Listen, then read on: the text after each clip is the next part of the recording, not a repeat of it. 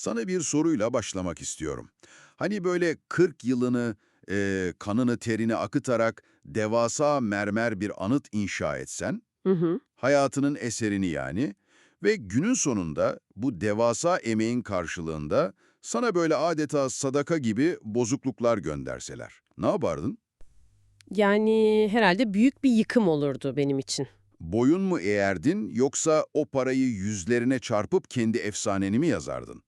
İşte yazanımız Firdevsi, o parayı bir hamamcıya bahşiş olarak fırlatıp kaçtı. İnanılmaz bir tepki gerçekten. Kesinlikle. İşte bugün o kaçışın ve ardında bıraktığı o görkemli perde arkasının içine dalıyoruz. Önümüzde tam 4 devasa ciltten oluşan bir kaynak yığını var. Şehname. Çok büyük bir eser, evet. Ama baştan anlaşalım, bu derinlemesine incelemede amacımız sadece eski bir hikayeyi okumak değil. Biz bugün o kusursuz mermer sütunların arkasındaki çatlaklara bakacağız. Aynen öyle. Çok doğru bir yaklaşım. Çünkü bu destan sadece kralların falan çarpışması değil. Onu yazan adamın kendi hayatındaki trajedilerle, o ilmek ilmek ördüğü karakterlerin kaderi nasıl iç içe geçmiş bunu göreceğiz. Hazırsan o devasa sarayların kapılarını aralayıp içeri giriyoruz. Kesinlikle çok doğru bir noktadan girdin. Çünkü hani eserin o ihtişamına bakıp yazarının hayatı da böyle saraylarda geçmiştir falan gibi bir yanılgıya düşüyoruz genelde. Kesinlikle çok haklısın. Oysa kaynaklarımızın en derinine, hikayenin en başına indiğimizde bambaşka bir manzara var. Firdevsi'nin kendi kökleri, eseri anlamak için tek anahtarımız. Peki kim bu adam köken olarak? Kaynaklar bize onun soylu, bilgili ve sözü geçen bir Dihkan ailesinden geldiğini söylüyor. Bir saniye, Dihkan tam olarak nedir? Yani sıradan zengin bir toprak ağası falan mı? Yok hayır, sadece toprağın sahibi değil, toprağın ve onun hafızasının bekçisi bu adamlar. Anladım, hafıza bekçisi. Evet, eski İran'ın o kadim dünyanın masallarını, geleneklerini adeta kutsal bir emanet gibi koruyan bir sınıf bu. Babadan oğula aktarılan, kökleri binlerce yıl geriye giden bir ulu çınar ağacı gibi düşünebilirsin onları. Firdevsi de o çınarın en sağlam dallarından biri. İşte tam burada, kaynaklarda geçen, benim çok sevdiğim o çocukluk anısına geliyoruz. Düşünsene Tuz Irmağı'nın kıyısında oturan küçük bir çocuk var. Aa evet, o çamur bendi hikayesi. Aynen o. Irmaktan su taşıyan bir kanalın kenarında sürekli çalı çırpı ve çamurdan küçük bir bent inşa ediyor.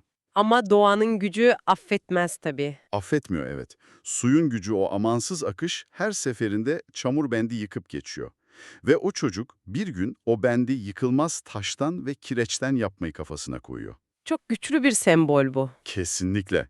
Sadece bir anı değil yani. Bu onun tüm hayatının, o 40 yıllık destan yazma saplantısını bir metaforu adeta. O yıkılan bendi kalıcı hale getirme güdüsü.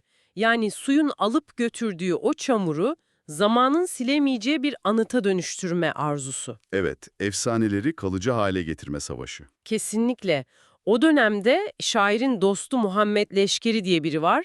Gidip o eski Pehlevi dilindeki, yani unutulmuş o ataların dilindeki dağınık parşömenleri bulup getiriyor. Firdevsi'nin önüne yığıyor değil mi o eski metinleri? Aynen öyle ve Tuz şehrinin hakimi Ebu Mansur, tıpkı yeni dikilen bir fidana gölge olan ulu bir ağaç gibi şairi himayesi altına alıyor. Seni başkalarına muhtaç etmeyeceğim diyor ve o büyük edebi inşaatın temelini atıyorlar. Ama ulu ağaçlar da devriliyor işte. Ebu Mansur'un ölümüyle şairimiz dımdızlak kalıyor ortada. Orası çok trajik, evet. Sonra Gazneli Sultan Mahmut dönemi başlıyor. Şair yaşlanmış, 80 yaşına merdiven dayamış, dile kolay, tam 60 bin beyitlik o eseri bitiriyor. Söz verilen ödül neydi peki? Her beyit için bir altın. Devasa bir servet demek bu. 60 bin altın. Ama Gazne Sarayı'nın vezirleri kumpas kuruyor, diyorlar ki bir fil yükü altın çok fazla. Şımartmayın bu adamı. Ve sonuçta o koca ömrün karşılığında gümüş gönderiyorlar. 60 bin dirhem gümüş. Şaka gibi gerçekten. Bu sıradan bir parasal hayal kırıklığı değil ki, onurun, emeğin ve o dehkan gururunun ayakları altına alınması. Adamı resmen eziyorlar yani. Düşün, elçiler geldiğinde Firdevsi hamamda, suyun buharın ortasında, Ayaz isimli o elçi gümüşleri getirdiğinde şairin öfkesi bir yanardağ gibi patlıyor. O parayı orada üçe bölüyor değil mi? Evet, bir kısmını haberi getiren Ayaz'a, Bir kısmını hamamcıya, kalanını da kapıdaki sıradan bir şerbetçiye dağıtıyor. Sultanın lütfunu sokağa atıyor resmen. Ama bekle, sultan gibi mutlak bir güce karşı bunu yapmak, nasıl diyeyim, intihar demek değil mi? Boynuna ilmeği geçirmek demek bu. Öyle tabii. Ve zaten bu yüzden kaçmak zorunda kalıyor. Yurdundan sürgün ediliyor, Bağdat'a sığınıyor. Orada da durmuyor, yazmaya devam ediyor ama. Evet, halife için Yusuf ve Züleyha'yı yazıyor ama asıl trajedi ölümünde peşini bırakmıyor. Tus'a gizlice döndüğünde ve vefat ettiğinde dönemin katı din adamlarından Şeyh Ebul Kasım Gürgani cenaze namazını kılmayı reddediyor. Eski ateş tapınaklarını falan övdü diyor değil mi gerekçe olarak? Aynen öyle. Kralları övdü, eski inançları yaşattı diye kıldırmak istemiyor. Ancak o gecenin karanlığında rüyasında bambaşka bir şey görüyor şey. İyilikler içinde görüyor, soruyor hani seni buraya hangi iyiliğin getirdi diye. Tek bir beyit yüzünden diyor sanırım. Evet, Şehnamede yazdığı tek bir tevhid beyti, yani yaratıcının tekliğini anlatan o yakarış, yeryüzündeki yüksekliklerin ve enginliklerin hepsi sensin diyor o beytte. Vay canına.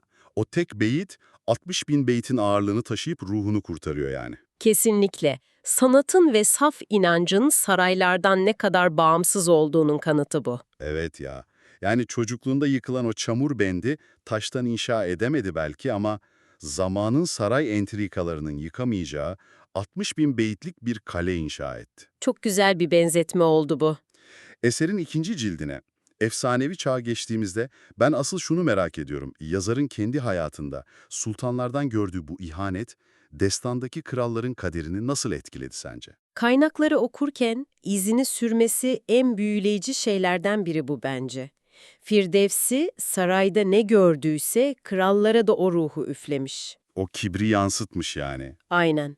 O altın tahtlarda oturan adamların ruhlarının ne kadar çürümeye yatkın olduğunu görüyoruz. Erdem taçta değil, o tacı taşıyan başın içindeki bilgeliktir fikri var her yerde. Keykubat ve Keykavus'un saltanatlarında bunu çok net hissettim. Hele Keykavus, bir saniye orada aklım durdu benim. Adam 150 yıl tahta kalıyor Dile kolay, 150 yıl. ama 150 yıl boyunca sürekli felaket getiriyor ülkesine. Sürekli düşmana esir düşüyor, pervasız savaşlar, işte Mazanderan Seferi, Hamaveran Seferi ve onu sürekli o cehennemden çekip çıkaran devasa kahraman Rüstem. Keykavus sadece yıkım getiren kibirli bir kasırga gibi, Rüstem ise o kasırganın ortasında duran sarsılmaz bir dağ. İyi ama neden Rüstem bu kadar bilge ve yenilmezse neden tahtı o kasırganın elinden almıyor? Neden boyun eğiyor? Çünkü orada eski Doğu devlet anlayışının kalbine, far inancına çarpıyoruz. İlahi hak gibi bir şey mi bu far? Evet, krallara göklerden verildiğine inanılan ilahi bir ışık. Kan bağı kutsal yani. Ama Firdevsi diyor ki, taç ve kan bilgelik olmadan boş bir tenekedir. Tahtın meşruiyeti gökten gelir ama ayakta kalması o dağın yani Rüstem'in sabrına bağlıdır. O dağın sabrı da 7 öğün dediğimiz yolculukta inanılmaz sınanıyor ama. Ah o 7 görev, okuması harika kısımlar oralar. Tasvirler çok vahşi gerçekten. Kölde kavurucu susuzlukla imtihanı var. Sonra Atır Rahş'ın o devasa aslanı parçalaması ve en sonunda o korkunç beyaz dev ile çarpışması. Akdev yani. Evet. Ama bu zaferlerin ardında çok korkunç bir trajedi var. Kendi oğlu Sührab ile savaşı. Destanın kalbinin durduğu an bence orası. Sührab uzakta büyümüş, babasını arayan gencecik bir savaşçı. Kaynaklar onu başı yıldızlara değen bir dağ zirvesi gibi anlatıyor. Ama savaş meydanında karşılaşıyorlar ve birbirlerini tanımıyorlar. Tozun toprağın içinde günlerce boğuşuyorlar. Ve sonunda o korkunç an geliyor. Düşünsene, kollarında can veren devasa düşmanının zırhını yırtıyorsun ve kolunda yıllar önce kendi eşine verdiğin o pazvandı görüyorsun. Dünyanın o an Rüstem için durduğunu hissediyorsun okurken.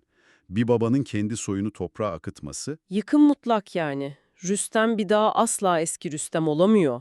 Ve bu trajedinin tohumlarını eken şey de o kibirli kralların ihtirasları aslında. peki sadakatin ödülü buysa, saf bir kalp o kötülük dolu sarayda nasıl hayatta kalır? Ya da kalabilir mi?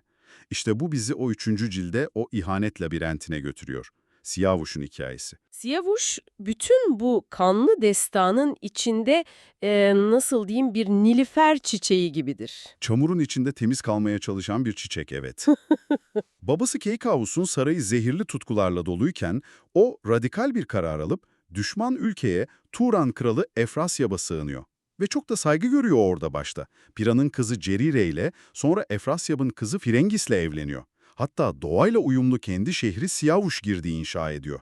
Okurken diyorsun ki nihayet barış köprüsü kuruldu. Fakat haset, tıpkı bir meşe ağacını saran zehirli bir sarmaşık gibi o köprüyü sarıyor işte. Efrasyab'ın kardeşi Gersios yüzünden değil mi? Aynen, Gersius, Siyavuş'un o parlak erdemini hazmedemiyor.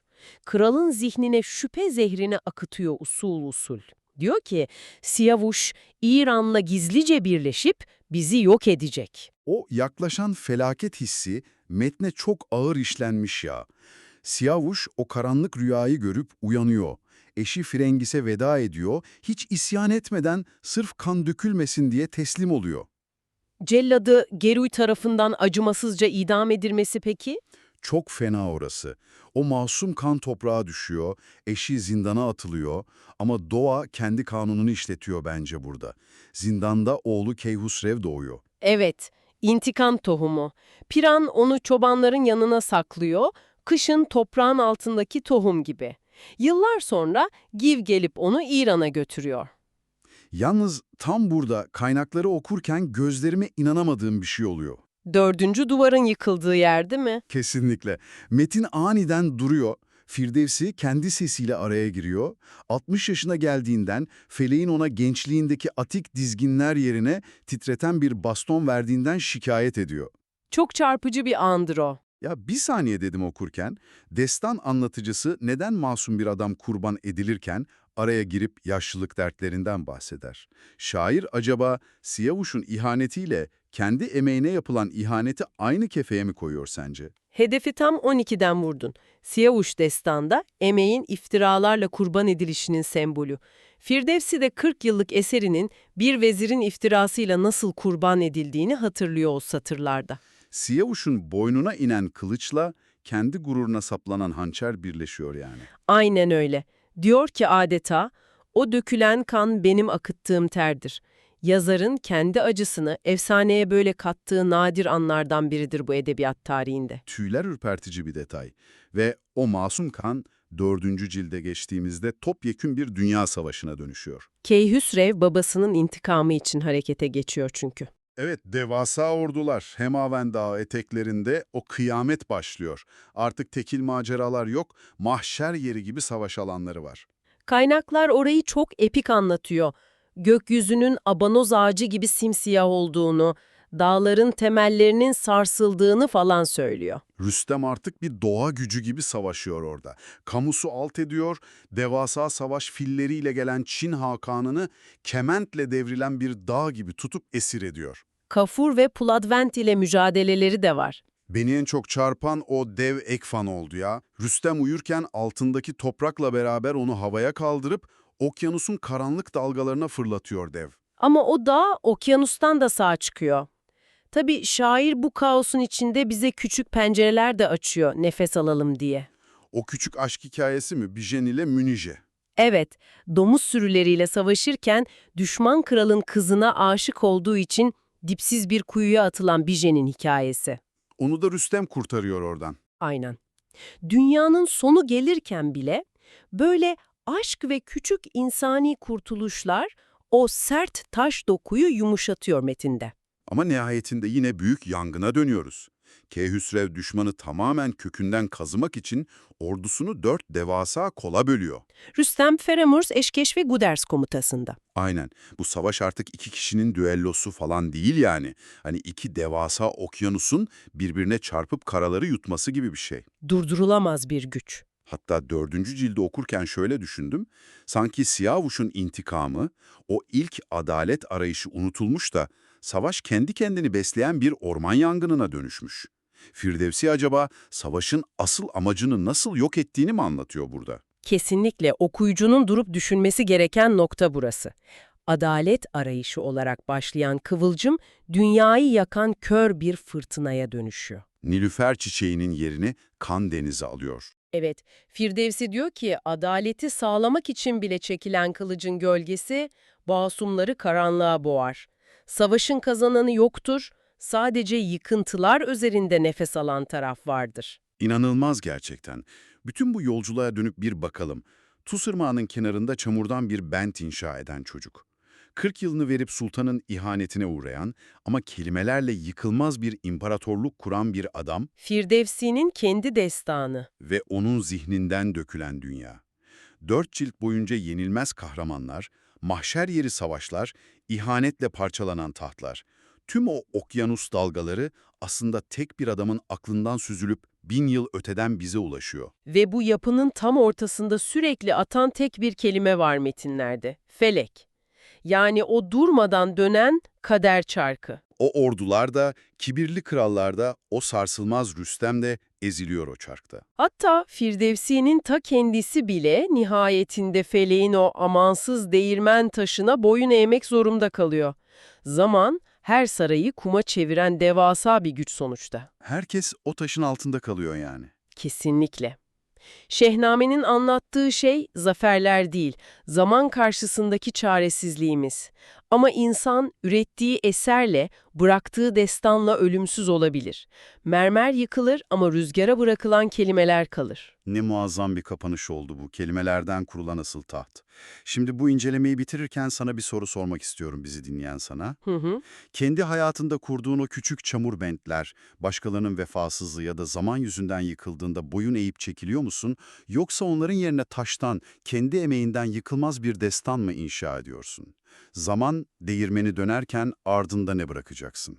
Bunu bir düşün. Çok güzel bir nokta.